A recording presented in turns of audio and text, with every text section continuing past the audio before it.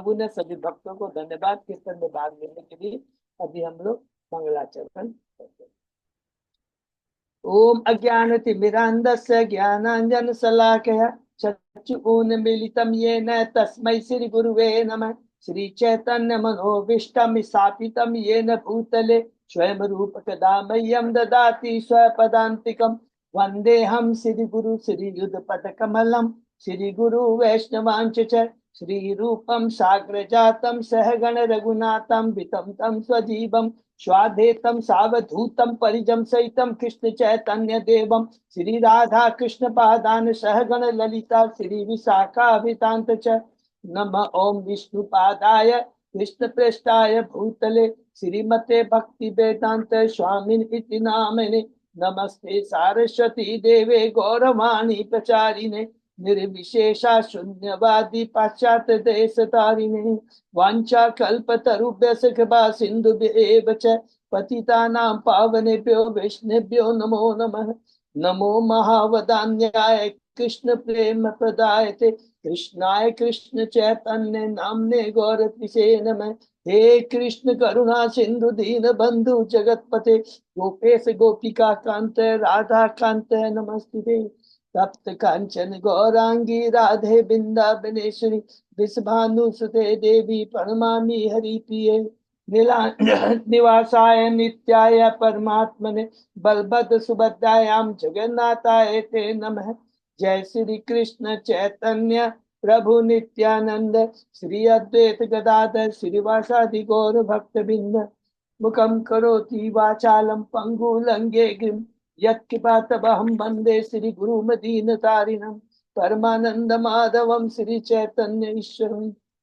हरे कृष्ण कृष्ण कृष्ण हरे हरे हरे राम राम राम हरे हरे। श्री मंगलाचरण की जय। शिला प्रभुपाद की जय। हरे कृष्णा। आज की इस भागवतम चर्चा में सभी भक्तों का हार्दिक स्वागत है। सभी भक्तों के चरणों में सादर दंडवत प्रणाम है। गुरु आचार्य परम साधु परम वैष्णव की असीम कृपा से हम सब भक्त लोग मिलकर श्री भागवतम के ऊपर कई दिनों से चर्चा कर पा रहे हैं। कैंटो 7 के अंतिम पड़ाव में है। अध्याय 13 में शीर्षक है शुद्ध पुरुष का आचरण। एक सन्यासी का कैसा आचरण होना चाहिए, जो कि हम लोग भक्त प्रहलाद और एक ब्राह्मण के बीच जो वार्ता है उसके माध्यम से हम समझने का प्रयत्न कर रहे हैं। उसके पहले 12 अध्याय कंप्लीट किए। संक्षेप में दोहराते हैं। प्रथम अध्याय में भगवान समदर्शी है, किसी के प्रति पक्षपात नहीं करते है। ये बात परीक्षित को सुखदेव गोस्वामी जी बताते किसके माध्यम से, नारद जी युधिष्ठिर के माध्यम से, कि किस प्रकार शिशुपाल का भगवान ने वध किया लेकिन उनका उद्धार किया। दूसरे अध्याय में हमने पढ़ा हिरण्यकशिपु के बारे में। शीर्षक है असुरा हिरण्यकशिपु। किस प्रकार वह बदला लेने की सोचता है, किससे, जब भगवान ने वराह ने उसके भाई हिरण्याक्ष का उद्धार किया और उसने किस प्रकार अपनी माता को, अपने भाई की पत्नी को और भतीजों को उसने बहुत अच्छा ज्ञान प्रदान किया आत्मा के बारे में और शरीर के बारे में। ये शरीर नश्वर है, आत्मा शाश्वत है, इसके प्रति कोई आसक्ति नहीं होनी चाहिए। तीसरे अध्याय में हमने पढ़ा, शीर्षक है हिरण्यकशिपु की अमर बनने की इच्छा। किस प्रकार वह जाता है मंदर पर्वत में, तपस्या करता है, ब्रह्मा जी को प्रसन्न करता है। ब्रह्मा जी आते हैं, उसे वरदान देते, किसी का अमर होने का वरदान। चौथा अध्याय में हमने पढ़ा, शीर्षक ब्रह्मांड में हिरण्यकशिपु का आतंक। किस प्रकार वह पूरे ब्रह्मांड में आतंक मचाता। देवता दुखी हो जाते हैं, भगवान के पास जाते हैं। कहा जाते हैं, क्षीर सागर में जाते हैं। भगवान कहते हैं जब मेरे भक्त प्रहलाद को ये सताएगा तो मैं अवश्य आकर के हिरण्यकशिपु का वध करूं। तो 5वें अध्याय में शुरू होता है हिरण्यकशिपु का साधु पुत्र प्रहलाद के बारे में शुरू होता है कि किस प्रकार भगत प्रहलाद आसुरी वातावरण में रहते हुए भी अनेक कष्टों का सामना करने के बाद भी वो भगवान की भक्ति से जुड़े रहे और किस प्रकार वो इंटरवैल में, माने जब उनका उसके शिक्षक नहीं रहते थे, कैसे अपने सहपाठियों को बुला कर करके भगवान के भक्ति के बारे में बताते हैं, जो कि 6वें अध्याय में हमने पढ़ा। कि किस शीर्षक है, प्रहलाद द्वारा अपने असुर सहपाठियों को उपदेश। क्या उपदेश देते हैं? सबसे इम्पोर्टेंट उपदेश है, और यही चीज अभी भी हमको सुनने में मिल रही है। क्या चीज कोरिलेट करते हैं? ब्राह्मण कहता है क्रमिक विकास के माध्यम से जब मैं मनुष्य योनि प्राप्त किया हूं, तो मनुष्य योनि बहुत दुर्लभ है। ये स्वयं ब्राह्मण कह रहा है, अवधूत ब्राह्मण, परहंस ब्राह्मण किसको कह रहा है? भक्त प्रहलाद को कह रहा है। दोनों परम भक्त हैं। और ये देखिए कितनी बार, और वही चीज प्रहलाद यहाँ शुरू करते हैं, मनुष्य योनि बहुत दुर्लभ है, नासवान है, किंतु अर्थपूर्ण है, क्योंकि मनुष्य योनि में ही भक्ति की जा सकती है। हरि बोल। और इसका बहुत डिटेल में कहते हैं भगवान के बारे में कि क्या कहता है, धन मनुष्य को मधु से भी मीठा लगता है। बहुत सारी शिक्षा दे करके अंत में कहते हैं ये ज्ञान मुने नारद मुनि से प्राप्त किया। तो ससुर त्रिपाठी कहते हैं अरे तुम तो हमेशा असुर के बीचों में रहो, अपने पिता के राज्य में रहो, तो तुमको मौका कैसे मिल गया नारद जी का संग प्राप्त करने का? तो 7वें अध्याय में हम पढ़ते हैं किस प्रकार नारद जी सिर्फ का प्रहलाद बताते हैं, नारद जी ने मेरे और मेरी माँ के ऊपर कृपा की, देवताओं में इंद्र के कैद से छुड़ा करके अपने आश्रम में ले गए, और उन्होंने हमेशा अपनी माँ, मेरी माता को भगवत ज्ञान देते थे, भगवत भागवत के ऊपर चर्चा करते थे। हरि बोल। और उसको क्या सीखा? आत्मा के बारे में सीखा। और एक सबसे इंपॉर्टेंट रास में क्या सीखा? भगवान की शुद्ध भक्ति करके ही पापी जीवन, हम जो हमारा ये पापी जीव है, अपना मूल शाश्वत आध्यात्मिक स्वरूप प्राप्त कर सकता है। पापी जीव इसलिए बोला गया है जिसकी भौतिक इच्छाएं होती है सारी अपनी इंद्रिय तृप्ति को, उसको कहते हैं पापी चेतना, कलुषित चेतना, और वो जीवन वास्तव में पापी हो जाता है। इसलिए कहते हैं क्योंकि मनुष्य जीवन प्राप्त करने के बाद भी अभी भी हम इंद्रिय तृप्ति में लगी हुई है, जबकि भगवान ने विकसित चेतना दी है आत्म साक्षात्कार के लिए। बहुत सुंदर ये तो बात कहते हैं। 8वें अध्याय में प्रवेश करते हैं। यहाँ तक हमने पढ़ा इस प्रकार भगवान नरसिंह प्रकट कर करके घंट का सूत्र बंद करते हैं। उसके बाद में सारे ब्रह्मांड से अलग अलग लोगों से आते हैं, नरसिंह भगवान की स्तुति करते हैं, लेकिन भगवान को प्रसन्न नहीं कर पाते। 90 अध्याय में पढ़ा कि जब सब कोई भी प्रसन्न नहीं कर पाता, भगवान को शांत नहीं कर पाता, नरसिंह भगवान को उग्र रूप धारण किए रहते हैं, तब ब्रह्मा जी किसको भेजते हैं? प्रहलाद को कहते हैं तुम जाके शांत करो। देखो लक्ष्मी जी भी शांत कर नहीं पाई, मैं भी नहीं कर पाया, तुम जाके करो। और जैसे ही प्रहलाद महाराज जाते हैं, प्रहलाद की स्थिति इतनी सुंदर स्थिति है जो हम लोगों ने पढ़ा है। एक बात उसमें कहते हैं कि हे भगवान, मैं तो आपका शाश्वत दास हूं। हे भगवान, मैं आपके इस विकराल सुख से भयभीत नहीं हूँ, मैं तो भयभीत हूँ इस जो कलुषित चेतना, इस आसुरी वातावरण के बीच, आसुरी लोगों के बीच जो मैं फंस गया हूँ, इससे मैं भयभीत हूँ। इसलिए शिक्षा क्या है कि ये भौतिक जगत में कष्ट नहीं है। भौतिक जगत कलयुग में तो चेतन महाप्रभु कहते हैं कैंटो 12 के अंदर में कहा गया है, कलयुग में सारे दोस्त होते हुए भी एक सबसे इंपॉर्टेंट सौभाग्य हमारा सुविधा सु अवसर है हरिनाम से कीर्तन करने का। एकमात्र हरिनाम का कीर्तन भक्ति कर कर कर करके हम भगवान की प्रेमा भक्ति को प्राप्त कर सकते हैं। यही चीज प्रहलाद महाराज यहाँ पर कहते हैं। महाराज की प्रार्थना सुनकर भगवान प्रसन्न होते हैं, तुमसे प्रसन्न हूँ, मुझसे वर मांगो। जैसे ही कहता है मुझे वर मांगो, अध्याय 10 में शीर्षक का भक्त व प्रहलाद कहता है हे भगवान, मैं कोई व्यापारी नहीं हूँ जो मैं आपसे भक्ति के बदले कुछ भौतिक लाभ की इच्छा करूं। मैं तो आपका निस्वार्थ सेवक एवं आप मेरे परम नित्य स्वामी हैं। चेतन बाबू कहते हैं गोपी भक्त पद कमलयो दास दासानु दास है। हमें भगवान के दास का दास होना चाहिए। इस प्रकार कहते हैं भगवान कहते हैं तुमसे मैं बहुत ही प्रसन्न हूँ। हे भक्त प्रहलाद, कुछ और मांगो। कितना सुंदर बात कहते हैं, इस श्लोक को याद रखेंगे। हे भगवान, मुझे आशीर्वाद दीजिए, वर दीजिए कि मैं आपसे कोई भौतिक वरी न मांगू, यही मुझे आशीर्वाद दीजिए। इतनी सुंदर बात कहता है, भगवान प्रसन्न हो जाते हैं। और एक काम कीजिए, हे भगवान, मेरे पिता जिसने आपके चरणों में अपराध किया है, इसका आप उद्धार कीजिए। भगवान कहते हैं कि हे परम पवित्र साधु पुरुष, तुम्हारे पिता तुम्हारे परिवार के 21 पुरखों सहित पवित्र हो गए, क्योंकि तुम जैसा शुद्ध भक्त इस परिवार में उत्पन्न हुआ है। कह के भगवान अंतर्धान हो जाते हैं। इसके पहले ब्रह्मा जी को वो करते हैं, वार्निंग देते हैं, सावधान करते हैं कि कभी भी सांप को दूध मत पिलाना, वो बहुत घातक होता है। और इसके बाद में हमने पढ़ा किस तरह नारद जी युधिष्ठिर को ग्लोरीफाई करते हैं कि तुम जैसा महान भक्त, जो कि जिसके यहाँ भगवान स्वयं एक साधारण व्यक्ति के रूप में रहते हैं, सखा के रूप में, सारथी के रूप में, आपका दूत के रूप में, माने आप दूत के दुर्योधन के पास में ले गए थे ना, क्या शांति संदेश के लिए गए थे, तो भगवान ने इतने किए हरि बोल, और तुम्हारे चरण छुए हैं, बड़ा भाई का आदर देकर, सम्मान देकर के पद देकर करते। इस प्रकार जो महाराज लीला हरिप्रसुत की लीला समाप्त होती है। 11वें अध्याय से हम दूसरे पड़ाव में जाते हैं। यहाँ पर नारद जी से पुनः युधिष्ठिर पूछते हैं किसके बारे में, सनातन धर्म के बारे में पूछते हैं और वर्णाश्रम धर्म के बारे में।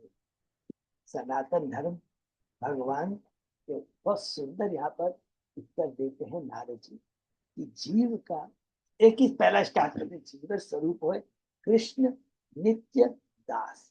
हम भगवान के साथ स्वतंत्र, नंबर 1, हम भगवान के शाश्वत दास हैं।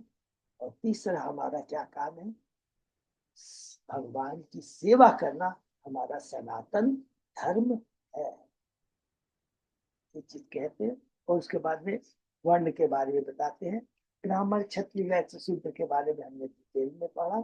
स्त्रियों का क्या कर्तव्य उसके बारे में हमने पढ़ा। और एक बहुत अच्छी चीज बताते हैं जस्ट हमारी नॉलेज में, मिश्रित वर्ण के बारे में बताया कि देखिए समाज में इतनी सुंदर व्यवस्था है, उच्च वर्ण के लोगों तो नीचे वर्ण की माताओं से स्त्री से ब्याह कर सकते हैं, लेकिन नीचे वर्ण के लोगों को ऊंचे वर्ण की माताओं से ब्याह नहीं करना चाहिए। अर्थात क्षत्रिय को पांडव की ब्राह्मणों की लड़कियों से स्त्रियों से ब्याह नहीं करना चाहिए। अनुलोम प्रतिलोम। 12वें अध्याय में वर्णाश्रम का वर्णन करने के बाद में वर्ण का वर्णन करने के बाद अब आश्रम के बारे में बताते हैं। ब्रह्मचर्य के आश्रम के बाद में हमने बहुत डिटेल में पढ़ा। गृहस्थ ब्रह्मचर्य पालन करने के बाद वो या तो गृहस्थ स्तंभ में जा सकता है, वानप्रस्थ में, या सीधा संन्यास धारण कर सकता है। तो वानप्रस्थ के बारे में हमने बहुत डिटेल में पढ़ा। और इसके बाद में हम प्रवेश किए 13वें अध्याय में। शीर्षक है सिद्ध पुरुष का आचरण, संन्यास आचरण। सन्यासी को दूर दूर से भीख मांग कर करके जीवन यापन करना चाहिए। सन्यासी को आध्यात्मिक लाभ से भी साहित्य को न पढ़े, न वाद विवाद में भाग ले, न ही वह किसी कारण किसी का पक्ष ले, न भौतिक ऐश्वर्य बढ़ाने का कोई प्रयास करे। हमने चाहे बड़ी बाजी सन्यासी के बारे में बताया, वह भले ही अपने को मानव समाज के सामने प्रकट न करे, किंतु उसके आचरण का उसका उद्देश्य प्रकट हो जाता है। ये होता है वास्तविक सन्यासी, स्वरूप सिद्ध व्यक्ति। वो कम बोलता है, लेकिन उसके आचरण से, उसके तेज से, विहार से उसके सारे गुण प्रकट हो जाते हैं। वह सर्वश्रेष्ठ विचारवान वक्ता होकर भी अपने आप को मूक व्यक्ति प्रदर्शित करता है, माने अपने को दिखाता नहीं है, कुछ नहीं कहता है। और इसको समझाने के लिए अब नारद मुनि भक्त प्रहलाद और एक ब्राह्मण के बीच में क्या वार्ता होती है उसका वर्णन कल हमने शुरू किया था। प्रहलाद महाराज एक बार घूमते हुए कावेरी नदी के तट पर अपने पार्षदों के संग में जाते हैं, तो देखते हैं एक साधु पुरुष लेटा हुआ है और वो जा करके उन्हें विनीत भाव से प्रणाम करते हैं। मुनि भक्त प्रहलाद के शब्दों की अमृत वर्षा तो सुन करके मुग्ध हो जाता है और उत्तर देता है। मुनि कहता है, बहुत सुंदर बात कहता है, हे असुर श्रेष्ठ, आप जीवन की विभिन्न अवस्थाओं से अवगत हैं, आप मनुष्य के चरित्र को अपनी दृष्टि से देख सकते हैं। तो यहाँ पर अब पहले क्या बोलता है, अब यहाँ पर ब्राह्मण बता रहा है कि प्रहलाद महाराज कितना महान भक्त है। आप भगवान के शुद्ध भक्त हैं, इसलिए भगवान जो समस्त ऐश्वर्य के पूर्ण है आपके हृदय में अग्रगणी है। मैं आपके प्रश्नों का उत्तर जैसा मैंने अधिकारियों से सुना है उसी के अनुसार देने का प्रयत्न करूंगा। मैं इस मामले में मौन नहीं रह सकता, क्योंकि जो आत्म शुद्धि का इच्छुक है उसके द्वारा आप जैसे व्यक्ति के वार्तालाप करना उपयुक्त होगा। मैं भी अपनी आत्म शुद्धि चाहता हूँ, हरि बोल। और मैं क्यों चाहता हूँ आत्म शुद्धि? क्योंकि आप जैसे भक्तों का दर्शन कर करके उनसे वार्तालाप करके भक्ति के बारे में सुनने से हमारा प्योरिफिकेशन होता है। हरि बोल, बहुत सुंदर बात कहते हैं। मैं जीवन की विभिन्न योनियों में जीवन संघर्ष करते हुए विभिन्न भौतिक कार्यकलापों में लगा रहा, लेकिन मैंने विकास क्रिया के दौरान यह मनुष्य शरीर प्राप्त किया। विकास क्रिया के अनुसार, ये बहुत इंपॉर्टेंट वर्ड है, 84 लाख योनियों को पार करने के बाद में ये मनुष्य योनि मिलती है जो हमें स्वर्गलोक तक ले जा सकती है, मुक्ति दिला सकती है, और गलत काम किया तो हमें पशु योनि में, निम्न योनि में भी ले जा सकती है, और बार बार इसी तरह हमारा पुनर्जन्म होता रहेगा। तो इसी में प्रभुपाद जी यहाँ पर बहुत इंपॉर्टेंट चीज बताते हैं कि कल जैसे पता, मनुष्य को अपने भौतिक कार्यकलाप बंद करने पड़ेंगे और इस जीवन संघर्ष से हम मुक्ति पा सकते हैं यदि हम भगवान की भक्ति करें। और इसलिए हमारा कृष्ण भाव आंदोलन मानव समाज के लिए सर्वोत्कृष्ट वरदान है जो लोगों को भगवत धाम जाने की शिक्षा देता है। केवल कृष्ण के शरण में जाकर ही कोई वास्तविक रूप से सुखी एवं स्वतंत्र हो सकता है। हरि बोल। ये बात तात्पर्य बताते बहुत इंपॉर्टेंट है। और उसके बाद में आगे अवधूत ब्राह्मण से प्रहलाद महाराज की क्या वार्ता होती है हम लोग आज से पढ़ते। ओम नमो भगवते वासुदेवाय। ओम नमो भगवते वासुदेवाय। ओम नमो भगवते वासुदेवाय। नारायण नमस्कृत्य नरं चैव नरोत्तमं देवी सरस्वती व्यासं ततो जयमुदीरये। नष्टायेषु अबद्धेषु नित्यं भागवत सेवया भगवती उत्तम श्लोके भक्ति भवति नैष्ठिकी। कृष्णाय वासुदेवाय देवकी नंदनाय च नंद गोप कुमाराय गोविंदाय नमो नमः। आराधयो भगवान् ब्रजेश तनया ततधाम वृंदावनम रमया काचिदुपासना व्रजवधूवर्गेण कल्पिता। श्रीमद्भागवतं प्रमाणम् अमलं प्रेमा पुमर्तो महान् श्री चैतन्य महाप्रभो मतमिदं तत् आदरो न पर। हरे कृष्ण कृष्ण कृष्ण हरे हरे हरे राम राम राम हरे हरे। कैंटो 7 चैप्टर 13 सिद्ध पुरुष का आचरण श्लोक नंबर 26। बहुत बहुत धन्यवाद अच्युत अजयदास। हम शुरू करते हैं। तत्ता अपीदम पतितानां च पतिनाम च सुखाय अन्य अपनूतये कर्माणि कुर्वतां दृष्ट्वा निवृत्तो अस्मि विपर्ययम्। इस मनुष्य जीवन में पुरुष तथा स्त्री का संयोग मैथुन सुख के लिए होता है, किंतु हमने वास्तविक अनुभव से देखा है कि उनमें से कोई भी सुखी नहीं है। हरि बोल। इसलिए विपरीत परिणामों को देखकर मैंने भौतिकतावादी कार्यों में भाग लेना बंद कर दिया है। ये ब्राह्मण कह रहा है प्रहलाद महाराज को, जैसा कि स्वयं प्रहलाद महाराज ने कहा है, यन मेथुनादि गृह मेदी सुखम हित। जब पुरुष या स्त्री दोनों ही विषय भोग चाहते हैं और जब ये विवाह संस्कार द्वारा संयुक्त हो जाते हैं तो वे कुछ काल तो सुखी रहते हैं, किंतु अंततः उनमें मतभेद आने लगता है और विवाह विच्छेद हो जाता है। यद्यपि प्रत्येक स्त्री तथा पुरुष संभोग के द्वारा जीवन भोगने के लिए इच्छुक है, किंतु परिणाम निकलता है कलह तथा दुख। विवाह की संतुति पुरुषों तथा स्त्रियों को सीमित यौन जीवन की छूट देने के लिए की जाती है।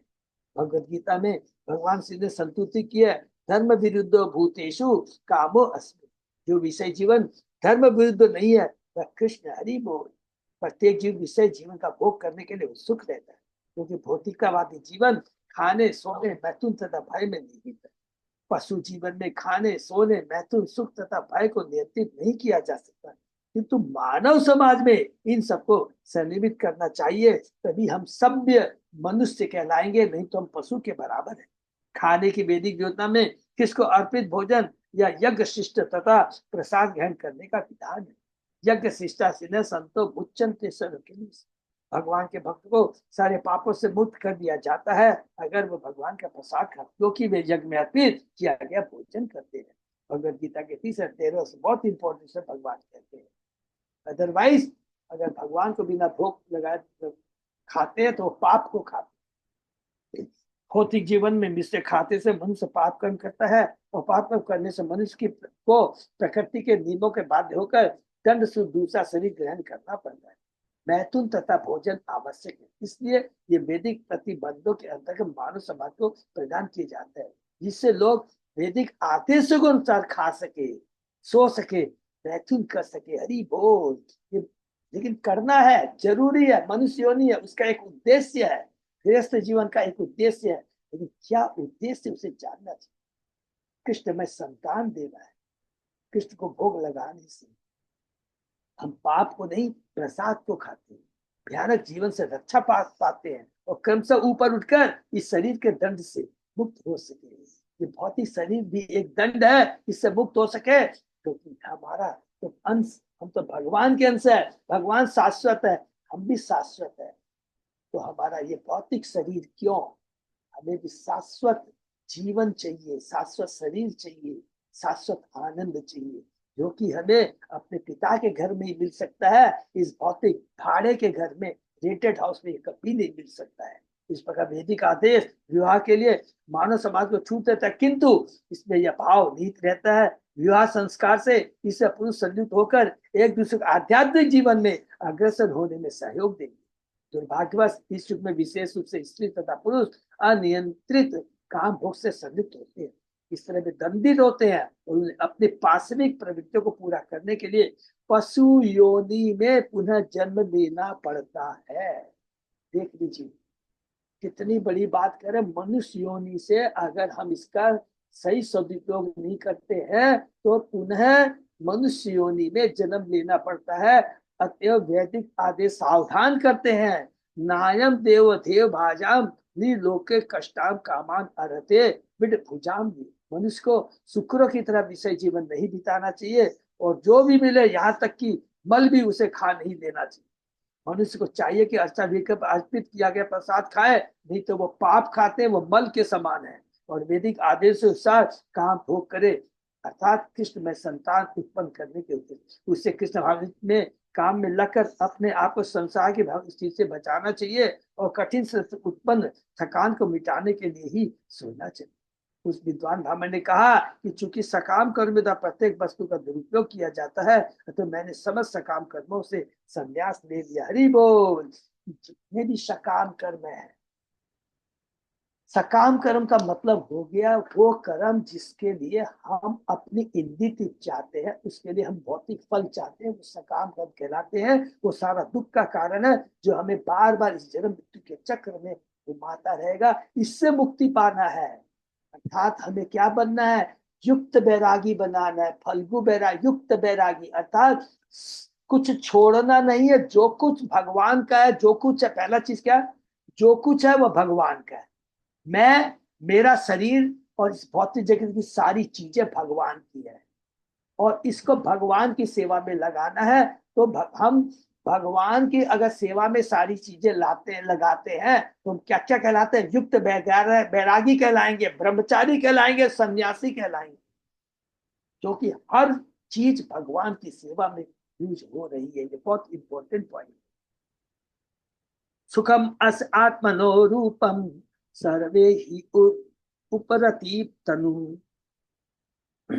मन संस्पर्श ज्ञान दृष्ट्वा भोगान स्वपश्यामि सन्विषम।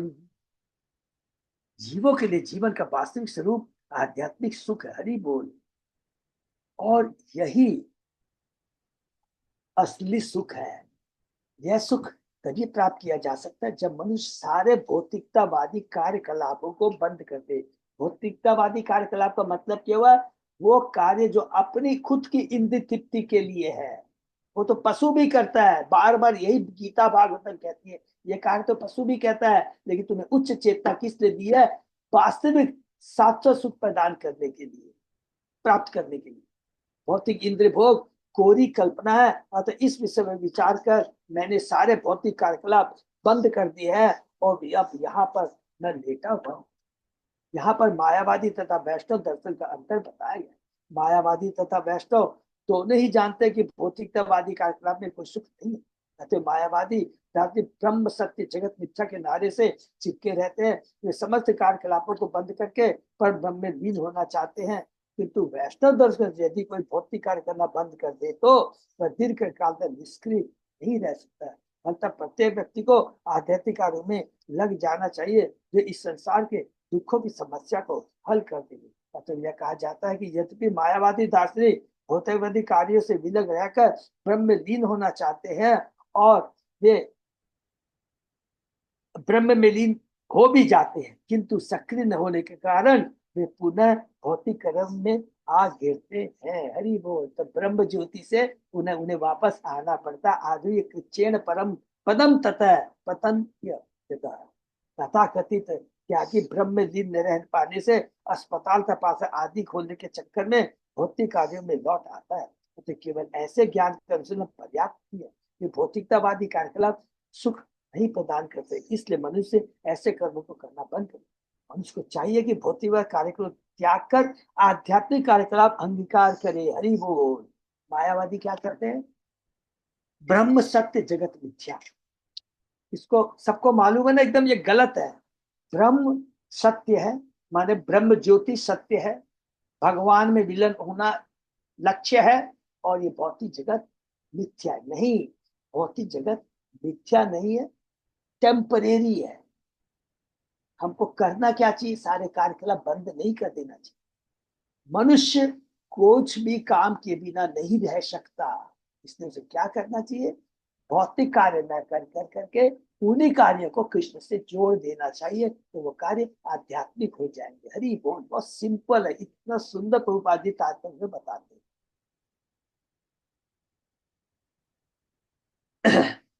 तभी इस समस्या का हल निकल सकेगा। आध्यात्मिक कार्यकलाप कृष्ण के उद्देश्य से संपन्न होने वाले कार्यकलाप है। अनुकूल्य कृष्णानुशीलनम, जो कुछ कृष्ण कहते हैं यदि उसे कोई करता है तो उसके कार्यकलाप भौतिक नहीं होते। उदाहरण, जब अर्जुन ने भगवान कृष्ण के आदेश से युद्ध किया तो उसके कार्यकलाप भौतिक नहीं थे। इंद्रिय तृप्ति के लिए युद्ध करना भौतिकतावादी का, किंतु भगवान के आदेश से युद्ध करना आध्यात्मिक है। आध्यात्मिक कार्यों से मनुष्य भगवान धाम जाने के योग्य बनता है और तब वह नित्य आनंद में जीवन बिताता है। यहाँ इस जगत में प्रत्येक वस्तु मात्र मनोधर्म है, जिससे हमें कभी भी असली सुख नहीं मिल सकता। अतः भौतिकतावादी कार्यकलापों को बंद करके आध्यात्मिक कार्यों में लगना ही व्यावहारिक समाधान है। यज्ञार्थार्थ कर्मो अत्र लोकोयम कर्म बंधन। गीता के तीसरे अध्याय का ये बहुत बहुत सुंदर श्लोक है। बहुत ही तीसरा अध्याय का 9वां श्लोक है। सब याद रखिए कि जो भी कार्य करे कृष्ण की तुष्टि के लिए होना चाहिए, अदरवाइज कोई भी हम कार्य करेंगे वो हमारे बंधन का कारण बनेगा। यदि कोई भगवान यज्ञ या विष्णु को प्रसन्न करने कर्म करता है तो उसे मुक्त जीवन प्राप्त होता है, किंतु जो ऐसे नहीं कर पाता है वह बंधन में जीवन में रहता आता है। ये ठीक है। इस बात को कितना सुंदर प्रभुपाद जी ब्राह्मण की बात को अपने तात्पर्य के मार्ग से चरितार्थ करते हैं। इत्येतत् आत्मनः स्वार्थम स्वार्थ संतम विस्मृत्य वे पुमान विचित्रा असति देते घोराम आपनोति संस्कृति। इस प्रकार बद आत्मा शरीर के भीतर रहकर अपने हित को भूल जाता है। हरि बोल। क्योंकि वह अपनी पहचान शरीर के रूप में करने लगता है। क्योंकि शरीर भौतिक होता है, अतः उसकी सहज प्रवृत्ति भौतिक जगत की विविधताओं की ओर आकृष्ट होने की रहती है। इससे जीव इस प्रकार के कष्टों को भोगता है। भौतिक शरीर है, भौतिक इच्छाएं करें, लेकिन आत्मा तो शाश्वत है। फंस गया इस भौतिक शरीर। लेकिन यदि हमारे कार्य कृष्ण में हो जाते हैं तो ये भौतिक शरीर में रहकर ये भी आध्यात्मिक हो जाता है। प्रत्येक व्यक्ति सुखी बनना चाहता है, क्योंकि जैसा कि पिछले श्लोक में बताया गया है, सुखम असात्मनो पूरम सर्वो ही उपरति तनु। जब जीव अपने मूल आध्यात्मिक स्वरूप में रहता है तो वह स्वभाव से सुखी रहता है। हरि बोल। मूल स्वभाव माने जब वो अपनी वसुदेव चेतना में होता है तो वो सुखी रहता है। आध्यात्मिक प्राणी के लिए सुखी रहने का, दुखी रहने का प्रश्न ही नहीं उठता। हरि बोल। जिस प्रकार के सदैव प्रसन्न रहते हैं उसी तरह उसके अंश रूप जीव भी स्वभाव से सुखी रहते हैं। किंतु इस संसार में आने से तथा कृष्ण ने अपना नित्य संबंध भूल जाने के कारण वे अपनी असली स्वभाव को भूल चुके हैं। क्योंकि हम में से प्रत्येक व्यक्ति कृष्ण का अंश है। हमें वांग से जीव लोग के जीव भूत सनात है। अतः हमने हमने उनसे हमारा वत्सल अतः उनसे हमारा वत्सल संबंध है। पिता पुत्र का संबंध है, वात्सल्य संबंध है। किंतु हम अपना स्वरूप भूल जाने तथा शरीर को ही आत्मा मान लेने के कारण जन्म मृत्यु जरा व्याधि के कष्टों से पीड़ित है।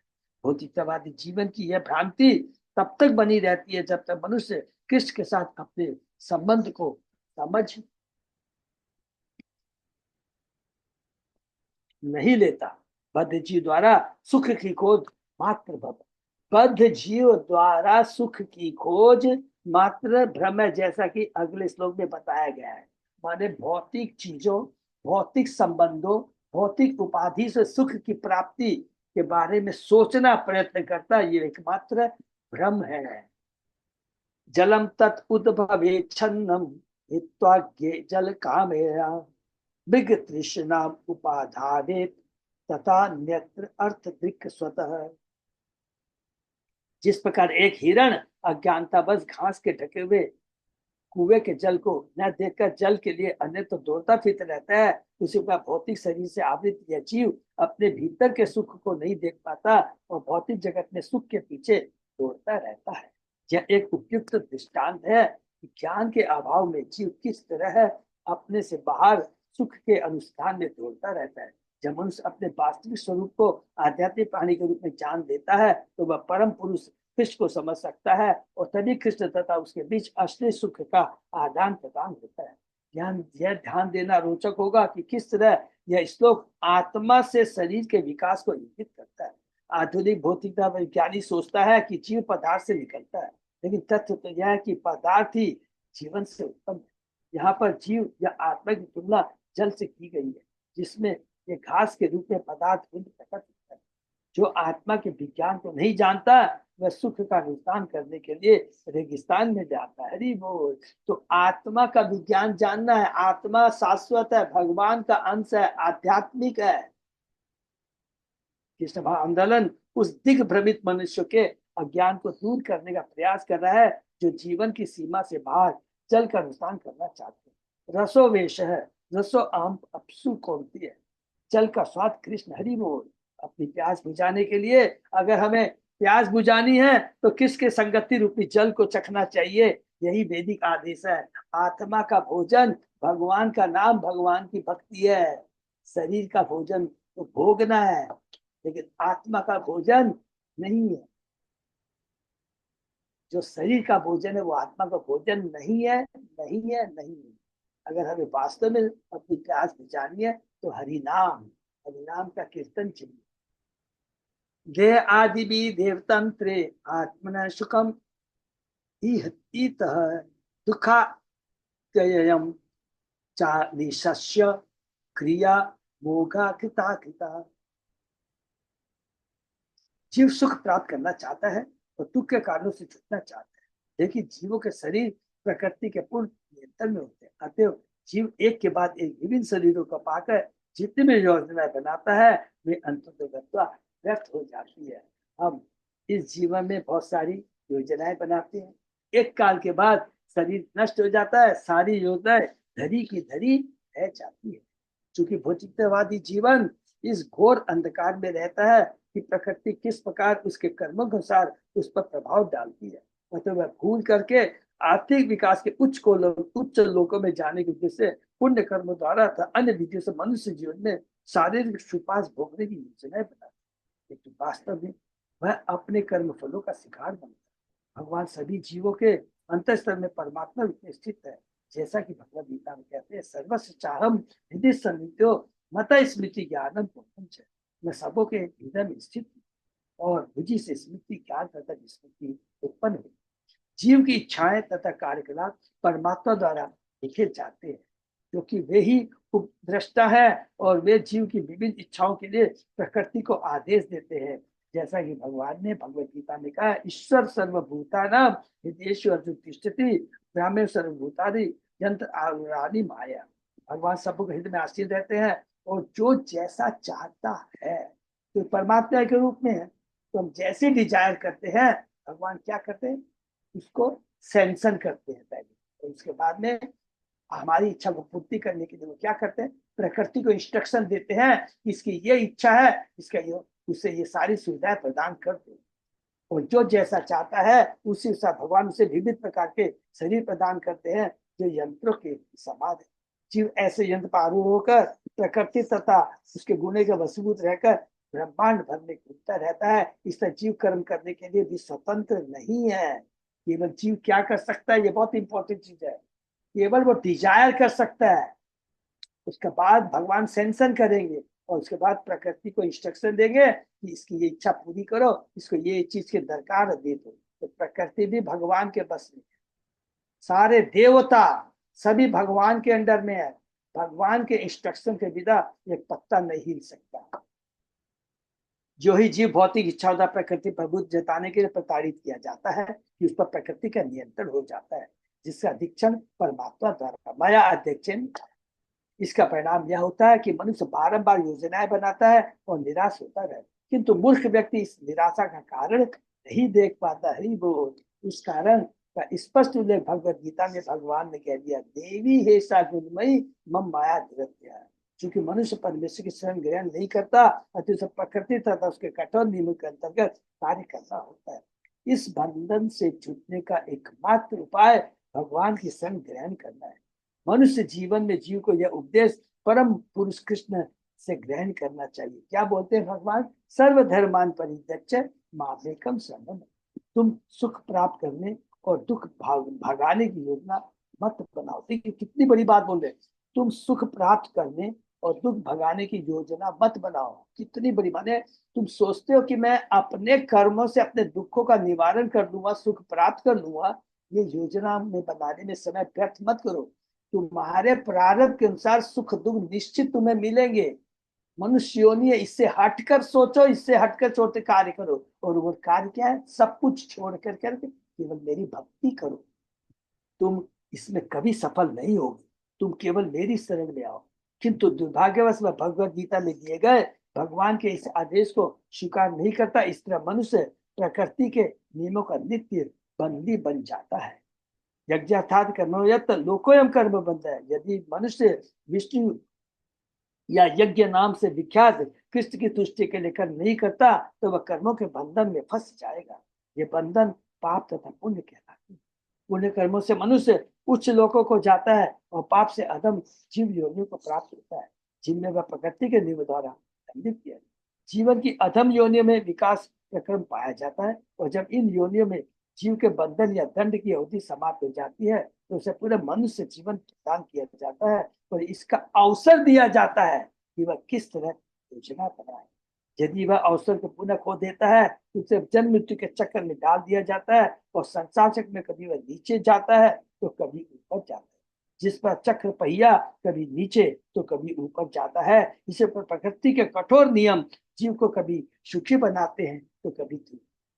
सुख दुख के चक्र में वह जिस प्रकार अनुभव करता है, उसका वर्णन अगले श्लोक में हुआ है। ये प्रभुपाद जी कहते, बहुत सुंदर। हरि बोल, प्रभुपाद की जय। आध्यात्मिक आदि भी दुखे अभिमुक्तस्य करहिचित मतस्य कृच्छ उपनते अर्थे कामे क्रियेत किम। भौतिकतावादी कार्यकलाप सदैव तीन प्रकार के दुखों, आध्यात्मिक, आदि देवी तथा आदि भौतिक से मिले जुले होते। अतः यदि कोई ऐसा कार्य संपन्न करके कुछ सफलता प्राप्त भी कर ले, तो उससे क्या लाभ है, क्योंकि ये इसी जीवन के संग नष्ट हो जाएंगे। हरि बोल। उसे फिर भी जन्म मृत्यु व्याधि तथा अपने कर्म फलों को भोगना होगा। सारे जो भी हम भौतिक अर्जन किए हैं, प्रतिष्ठा के रूप में, धन के रूप में, परिवार के रूप में, समाज के रूप में, इस जीवन से नष्ट हो जाएंगे। पहला तो ये चीज है, और दूसरा नुकसान क्या है, पुनः इस भौतिक जगत में आना पड़ेगा। भौतिकवादी जीवन शैली के अनुसार यदि कोई निर्धन व्यक्ति कठिन सब करके जीवन के अंत में कुछ लाभ प्राप्त करता है तो यह सफलता मानी जाती है भौतिक दृष्टि से। यद्यपि वह 3 प्रकार के कष्टों, आध्यात्मिक, आदि दैविक, आदि भौतिक कष्टों को भोग करने पुनः मर जाता है। कोई भी भौतिकतावादी जीवन के इन 3 प्रकार के कष्टों से बच नहीं पाता। ये कष्ट है तन तथा मन से संबंधित, समाज, जाति, राष्ट्र तथा अन्य जीवों द्वारा थोपे गए कष्टों से संबंधित, भूकंप, सुख, बाढ़, संक्रमण आदि प्राकृतिक उत्पादों से संबंधित, आदि दैविक, आदि भौतिक और आध्यात्मिक। यदि कोई इन तीनों कष्टों को सहते हुए अत्यधिक श्रम करता है और थोड़ा सा लाभ पाने में सफल हो जाता है तो ऐसे लाभ से क्या लाभ। इसके अतिरिक्त यदि कोई कभी संपत्ति ग्रहण करने में सफल हो जाता है तो वह उसको भोग नहीं पाता क्योंकि उसे निराशा में मरना होगा। मैंने यहाँ एक मरणासन व्यक्ति को अपने डॉक्टर से अपनी आयु 4 साल बढ़ा देने की याचना करते देखा है। प्रभुपाद जी खुद कहते हैं, एक करोड़पति है, डॉक्टर से कहता है बहुत पैसा है, मेरी आयु 4 साल बढ़ा दो, मेरे जितने पेंडिंग काम है मैं कंप्लीट कर लूंगा। ये नहीं बोलता कि मैं अब सब कुछ छोड़ के भगवान की भक्ति करूंगा। अपने और जो पेंडिंग कार्य में जो किसी जीवन के संग नष्ट हो जाएंगे वो मैं उससे कर सकूं, जिससे मैं अपनी योजना पूरी कर सकूं। निसंदेह वह डॉक्टर उस व्यक्ति की आयु को बढ़ाने में समर्थ, अतः वह व्यक्ति निराशा में मर गया। प्रत्येक व्यक्ति को इसी तरह मरना है और प्रकृति पर हर व्यक्ति को मानसिक अवस्था का पता लगाकर उसे दूसरे शरीर में उस इच्छा को पूरा करने का दूसरा अवसर प्रदान करती है। मृत्यु के समय जैसी हमारी चेतना रहती है, जैसा स्वभाव रहता है, उसी के अनुसार प्रकृति हमें दूसरा शरीर प्रदान करती है। भौतिक सुख की सारी योजनाएं किंतु माया के वशीभूत होकर हम उन्हें अत्यंत मूल्यवान समझते। ऐसे अनेक राजनीतिक, समाज सुधारक तथा दार्शनिक जिनकी अत्यंत दुखद मृत्यु है और उन्हें उनकी योजनाओं का कोई लाभ नहीं मिला। अतः विज्ञ माने बुद्धिमान तथा विवेकवान व्यक्ति कभी भी 3 प्रकार के कष्ट के अंदर कठिन सब करके निराशा में मरना नहीं चाहेगा। हरि बोल। ये प्रभुपाद जी कहते हैं जो वास्तव में बुद्धिमान है वो कभी भी विचारमान है, कभी वो ऐसे भौतिक कार्यों में फंस कर करके अपना शरीर छोड़ना नहीं चाहेगा। वो तो हरि नाम करते करते अपना शरीर छोड़ना चाहेगा। पश्यामि धनी नाम क्लेशम युक्ता नाम अजितात्मनाम भयात अलब्ध निद्राणाम सर्वतो अभिविशाकी कनाम।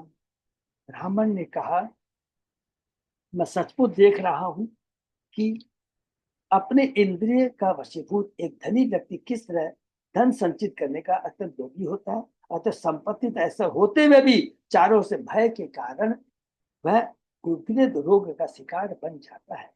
लालची पूंजीपति अनेक का सहकर संपत्ति का संचय करते हैं, जिसका परिणाम यह होता है कि उसका चित्त सदैव क्षुब्ध रहता है क्योंकि वे तरह तरह के साधनों से संग्रह करते हैं। इस तरह वे रात्रि के समय सो नहीं पाते और मानसिक शांति पाने के उन्हें नींद की गोलियां खानी पड़ती। कभी कभी गोलियां भी काम नहीं करती, कारगर नहीं होती। अतः इतने सम से एकत्र किए गए धन का परिणाम सुख नहीं अपितु केवल दुख होता है। ऐसा सुखद पद प्राप्त करने से क्या लाभ यदि मन की शांति भंग हो जाए। अतः नरोत्तम दास ठाकुर ने कहा, संसार निशान नले दीवा निशी या जले जुड़ाइते ना केनु पाए। मैं भौतिक भोग के विषकारी प्रभाव से कष्ट भोग रहा हूँ, इस तरह मेरा हृदय अहर्निश जलता रहता है और बंद होने वाला है। लालची पूंजीपति द्वारा अनावश्यक रूप से संपत्ति संग्रह करने का परिणाम यह होता है कि उसे चिंता की ज्वाला में जलना पड़ता है और सदैव यही चिंता लगी रहती है कि वह अपना धन किस प्रकार बचाए और उसे कैसे लगाए ताकि उसे और धन मिल सके। निश्चय ही ऐसा जीवन बहुत सुखी नहीं होता, किंतु माया के फेर में पड़कर भौतिकवादी लोग ऐसे ही कार्यकलापों में लगे रहते हैं। यहाँ तक हमारे कृष्ण माता संबंध है, हम भगवत कृपा से अपना साहित्य बेचकर सहज ही धन पा रहे हैं। यह साहित्य हमारी इंद्र तृप्ति के लिए नहीं बेचा जाता है, मैंने प्रचार करते बुक्स का डिस्ट्रीब्यूशन, कृष्ण आंदोलन के प्रसार करने के लिए हमें अनेक वस्तुओं की आवश्यकता होती है। तो इस उद्देश्य को अग्रसर करने के लिए कृष्ण आवश्यक धन की पूर्ति करते हैं।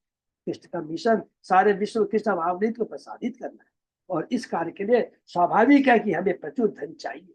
अतएव श्री रूप गोस्वामी प्रभुपाद की सलाह के साथ हमें उस धन के प्रति अपनी आसक्ति नहीं त्यागनी चाहिए जो कृष्ण भावनामृत आंदोलन का प्रसार कर सके। हरि वो अर्थात हमें कौन सा बनना है, युक्त बैरागी बनना है।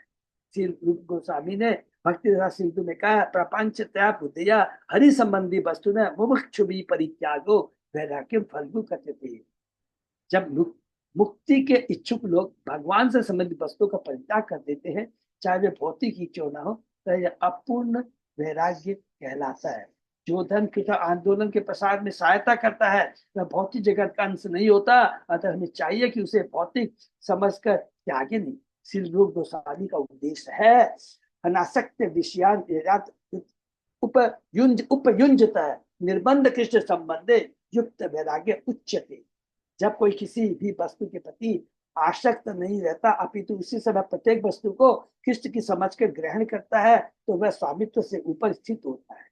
धन तो प्रचुर मात्रा में आता रहता है, लेकिन हमें चाहिए कि इंद्रिय तृप्ति के लिए इस धन के प्रति आसक्त न हो। प्रत्येक छद्म का उपयोग कृष्ण आंदोलन के प्रसार में, इंद्रिय तृप्ति में नहीं।